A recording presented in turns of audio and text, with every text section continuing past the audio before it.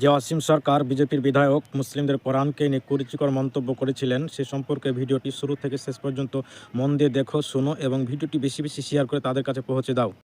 ইসলাম ধর্মের পবিত্র ধর্মগ্রন্থ কুরআনের সূরা আত-তাওবার ৫ নম্বর আয়াতে স্পষ্ট বলে, তারপর এই নিষিদ্ধ মাস অতিক্রান্ত হয়ে গেলে মুশরিকদের যেখানে পাও সেখানেই হত্যা করো, তাদেরকে পাকড়াও করো, তাদেরকে ঘেরাও করো, তাদের অপেক্ষায় প্রত্যেক ঘাটিতে ওত পেতে বসে থাকো। কিন্তু তারা যদি তওবা করে, নামাজ প্রতিষ্ঠা করে, যাকাত আদায় করে, তাহলে তাদের পথ ছেড়ে দাও। নিশ্চয়ই আল্লাহ বড়ই ক্ষমাশীল এবং বড়ই দয়ালু। ঠিক এই আয়াতের জন্য সমস্ত মানুষ মুসলিমদেরকে হত্যাকারী বা বিশ্ব নবী সাল্লাল্লাহু আলাইহি সাল্লামকে হত্যাকারী বলে আখ্যায়িত করেন এবং সমগ্র মানুষ মনে করেন ইসলাম ধর্ম হত্যা করতে শেখায়। চলুন এই সূরা সম্পর্কে একটু বিস্তারিত আলোচনা করি। এই সূরা একমাত্র সূরা যে সূরার প্রথমে বিসমিল্লাহ বলে শুরু করেননি, কিন্তু এটা সত্যি এই সূরার ৫ নম্বর আয়াতে স্পষ্ট মুশরিকদের হত্যা করার কথা বলা হয়েছে। এবার আসি মুশরিক কাদের বলা হয়। মুশরিক শব্দটি এসেছে আরবি শব্দ শিরক থেকে, যার অর্থ আল্লাহর সঙ্গে কাউকে শরীক করা। অর্থাৎ ইসলামের প্রাথমিক যুগে মক্কার কুরাইশ বংশের যারা মূর্তি পূজা করতেন তাদেরকেই প্রধানত মুশরিক বলা হতো। তবে তারা বিশ্বাস করত আল্লাহই সৃষ্টিকর্তা, কিন্তু তাদের ধারণা ছিল বিভিন্ন দেবদেবী বা মূর্তির মাধ্যমে আল্লাহর কাছে পৌঁছাতে হবে। তাই তারা কাবার ভিতরে এবং আশেপাশে মোট ৩৬০টি মূর্তি স্থাপন করেন। এবার আসি সত্যি কি কোরআন সমস্ত অমুসলিমকে হত্যা করতে বলেছেন, নাকি এর মধ্যে লুকিয়ে আছে অন্য ঘটনা। সূরা আত-তাওবা নাযিল হয় হিজরির ৯ম বছরে। তখন আরব উপদ্বীপে মুসলিমদের সঙ্গে কিছু নির্দিষ্ট মুশরিক গোত্রের সঙ্গে চুক্তি হয়, টানা ১০ বছর কোনো যুদ্ধ করা যাবে না, দুই পক্ষের বিরুদ্ধেই পরস্পর সাহায্য করবে না। যে কোনো গোত্র চাইলে মুসলিম পক্ষে বা কুরাইশদের পক্ষে চুক্তিবদ্ধ হতে পারবে, কেউ গোপনে আক্রমণ বা বিশ্বাসঘাতকতা করতে পারবে না। এটা ছিল শান্তি এবং সহাবস্থানের চুক্তি। অর্থাৎ এই চুক্তির মেইন উদ্দেশ্য ছিল শান্তি, কিন্তু এই চুক্তি হওয়ার পরেও সেই মুশরিকরা বারবার সেই চুক্তি ভঙ্গ করছিল। তারা গোপনে ষড়যন্ত্র করে, বিশ্বাসঘাতকতা করে এবং